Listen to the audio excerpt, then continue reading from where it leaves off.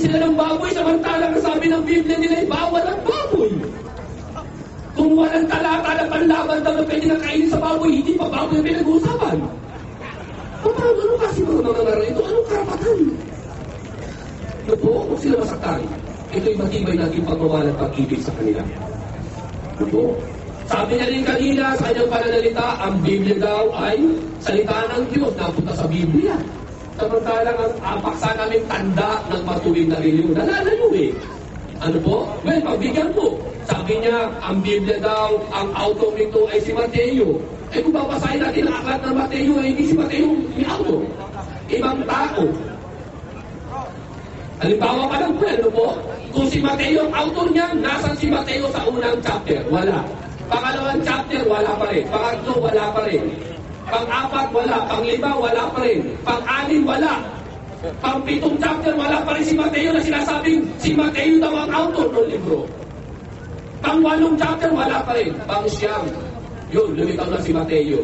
Nandun sa pangilinan ng buwis. Eh, sinisulat mo yung mga naunang chapter. Ay, doon pala nasisimula ang buhay ni Mateo. Tapos sabihin, aklat daw ni Mateo yun. Ito? So, in other words, maging ang Biblia nila, pali kasi kalingan. Paano po tayo maniniwala sa mga ngaral na ganito, mga kababayan at mga kapatid? Ano po?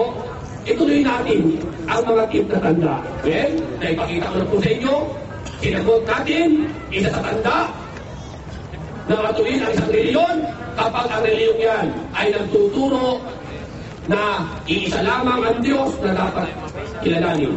Ano po? Another po, natanda. Yung po, pinaka-main ko na gusto kong bigyan lagi ng emphasis na lagi kong inuuna yan. Ano po? Nasa pang-pito na po ko natanda na ibigay. Tanda ng matuwid na pananampalataya o matuwid na reliyon. Ang ikapito, ang reliyon yan ay dapat kumikilala na si Jesus ay anak ng tao. Anak ni Maria. In other words, hindi anak ng Diyos na pinagkakalandakan ni Pastor pa kanina pa na si Kristo daw ay anak ng Diyos. Malabo po yun. Walang ganong katuhan maging sa Biblia. Si Kristo nagsabi, siya ay anak ng tao. 86 times na paulit-ulit na binibigkas o binabanggit dito sa loob ng Biblia. Anak siya ng tao. Anak siya ni Maria.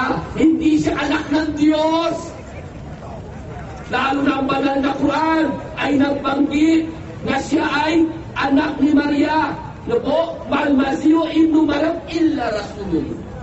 Si Jesus ay anak ni Maria. Si Maria ay tao at siya ay propeta. Mensahero. Hindi na po hihigit pa sa mensahero. Maging ang Biblia ng mahiwatig na siya hindi anak ng Diyos, kundi siya anak ng tao. Maraming beses yan. Pag inabot tayo, ipapakita natin yan. Walang binanggit si Kristo na siya anak ng Diyos, kundi laging binabanggit niya. Kagaya talaga binasa natin kayo na ginamit kay Jonas. Ano po? Na kung paano si Jonas ay nasa tiyan ng balyan na 3 araw at 3 gabi, ganun din ang anak ng tao. Sabi niya. Pagpapakilala niya sa kanyang sarili, siya anak ng tao. Hindi siya anak ng Diyos. In other words, siya po yung tao. Hindi siya Diyos. Hindi rin siya kapantay ng Diyos. Sabi nga niya malinaw eh. 1:8 talatang 40. Bakit di niyo ako pinagsusubikapang patayin na tao na nagsasaysay sa inyo ng katotohanan na aking narinig mula sa Diyos? Ngunit ang iniaaral naman ng mga pangangaral na ganito, si Kristo na anak ng Diyos.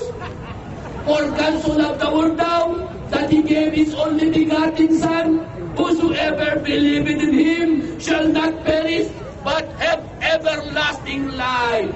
Yun ang kanilang talata na pinagkakalandakan na siyang puso ng Biblia. Yung John 3:16. Ewan ko kung nag-aral ng theology nga itong katunggalin nating pastor. Siya estudyante. Itong pinalabas sa Miami Herald na dalawang scholar. 200 scholar noong 1986 hanggang 1991. Nagsama-sama sila, tinawag yung mga 200 iskola na ito, mga doktor ito ng Biblia. No po? Anong sabi nila?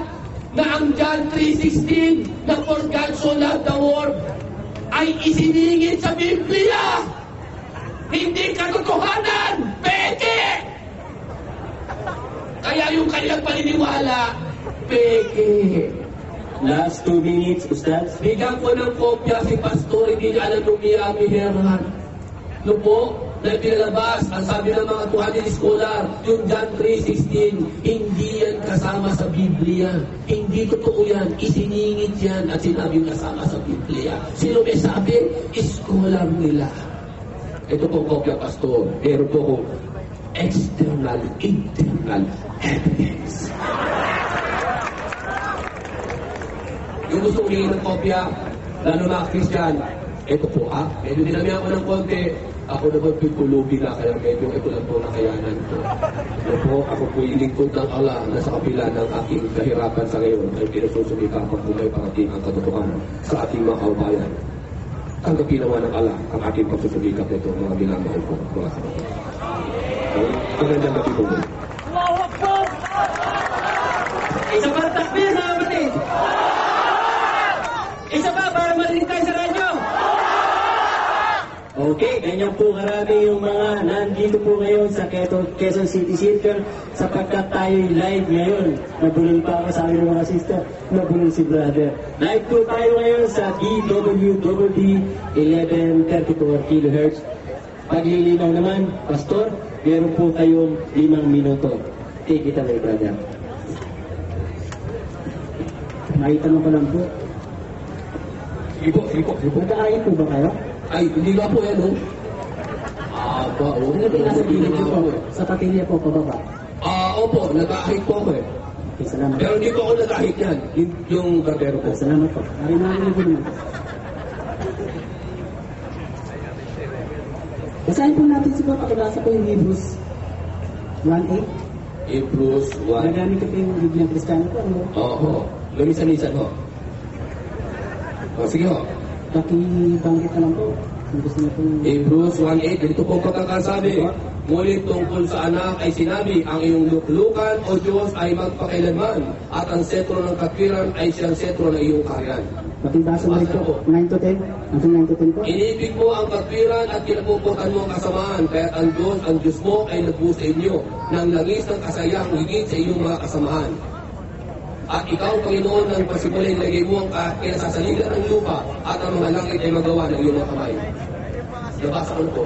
Okay, sabi po rito, ulitin ko lang po. No? But God said this about His Son. Sabi ng Diyos sa kanyang anak, ikaw ang Diyos. God, your throne will last forever and ever. Salamat po. So, Pastor, 5 minutes, sayang yung 4 na minuto. Salamat po. Pakinig po. Okay na daw. So, pakakainin na po ako ng baboy. Okay, palakpakan po natin si Pastor. Yan. Lagi may palakpak kahit 1 minuto lang. Pwede na yun. Pastor, may huling tindig ka. Ano po, yung huling tindig, itutuloy mo na doon sa tinatawag na conclusion. Ito 15 minuto. Kaya, tirahin mo na, Pastor. 15 minuto. Palakpak po, mga kapatid, para sa Pastor Fidel Palina.